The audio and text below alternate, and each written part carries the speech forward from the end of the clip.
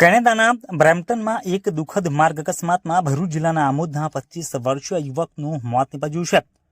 કાલિકા માતા મંદિર વિસ્તારના રહેવાસી ઋષભકુમાર રોહિતભાઈ લીંબચિયા છેલ્લા 3 વર્ષથી સ્ટુડન્ટ વિઝા ઉપર કેનેડામાં રહેતા હતા.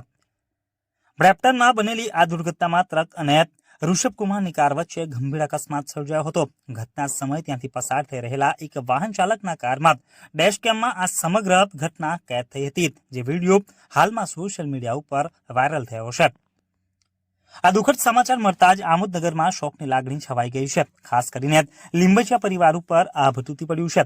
ઉલ્લેખનીય છે કે ઋષભકુમાર ઉચ્ચ શિક્ષણ માટે કેનેડા ગયા હતા અને ત્યાં તેમનું આકસ્મિક અવસાન થતા સમગ્ર પરિવાર અને સ્થાનિક સમાજમાં ઘેરા શોકની લાગણી વ્યાપી ગઈ છે. દક્ષિણ આફ્રિકાના હાઉડસ્પ્રાઇટ નજીક એક સપ્તાહ પહેલા એક ગમખ્વાર અકસ્માત સર્જાયો હતો, જેમાં ભરૂચ જિલ્લાના ત્રાલસાકોથી ગામના 3 યુવાન ભડથું થઈ ગયા હતા. કામ ઉપર જઈ રહેલા આ યુવકના વાહનનો અકસ્માત થયો હતો, જેથી વાહન ભડકે બળ્યું હતું, જેમાં આ 3 યુવકના મોત થયા હતા. પ્રાપ્ત થતી માહિતી અનુસાર આ 3 યુવાનો રોજગારી અર્થે સાઉથ આફ્રિકામાં સ્થાયી થયા હતા.